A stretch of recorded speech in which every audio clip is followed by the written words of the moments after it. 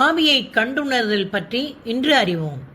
ஆவியை கண்டுணர்தல் கொடையானது ஆன்ம ஞானத்தினாலோ அல்லது கல்வி அறிவினாலோ வருவது அன்று. அதை நமது ஞானத்தால் அல்லது அனுபவத்தால் கண்டறிவது அல்ல.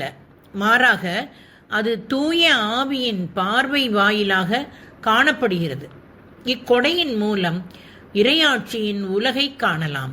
மேலும் நாம் தீய ஆவியின் செயல்பாடுகளையும் தூய ஆவியானவரின் செயல்பாடுகளையும் காணலாம்.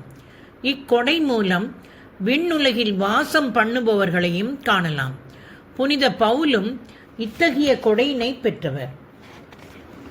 ஒரு நாள் நாங்கள் இறைவேண்டல் செய்யும் இடத்துக்கு சென்று கொண்டிருந்த போது குறி சொல்லும் ஆவியை தம்முள் கொண்ட அடிமை பெண் ஒருவர் எங்களுக்கு எதிரே வந்தார். அவர் குறி சொல்லி அதனால் தன்னை அடிமையாக வைத்திருப்பவர்களுக்கு மிகுதியான வருவாய் கிடைக்கச் செய்து வந்தார். அவர் பவுலையும் எங்களையும் பின்தொடர்ந்து வந்து, இவர்கள் உன்னத கடவுளின் பணியாளர்கள், மீட்பின் வழியை உங்களுக்கு அறிவிக்கிறவர்கள் என்று உரக்க கூறினார். பல நாட்கள் அவர் இவ்வாறு செய்து வந்தார். பவுல் எரிச்சல் கொண்டு அவர் பக்கம் திரும்பி, நீ இவரை விட்டு போகுமாறு இயேசு கிறிஸ்துவின் பெயரால் உனக்கு கட்டளையிடுகிறேன் என்று அந்த ஆவியிடம் கூறினார். அந்நேரமே அது அவரை விட்டு சென்று விட்டது. திருத்தூதர் பணி 16வது அதிகாரத்தில் வசனங்கள் 16-18 வரை.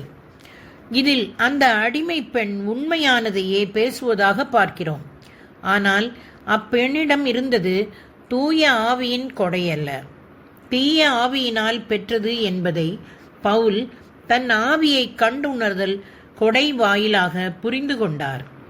அவர் இயேசுவின் பெயரால் அத்தீய ஆவியை அப்பெண்ணிடம் இருந்து வெளியேற்றினார். ஆவியானது 3 வகைப்படும். அவை தூய ஆவி, மனிதனின் ஆன்மா, தீய ஆவி. ஆவியின் வெளிப்பாடு மூலம் ஒரு மனிதருள் எத்தகைய ஆவி செயல்படுகிறது என்பதை அறியலாம். இக்கொடை பவுலுக்கு தூய உலகையும் விண்ணுலகத்தில் உள்ள புனிதர்களையும் எடுத்தியம்பியது.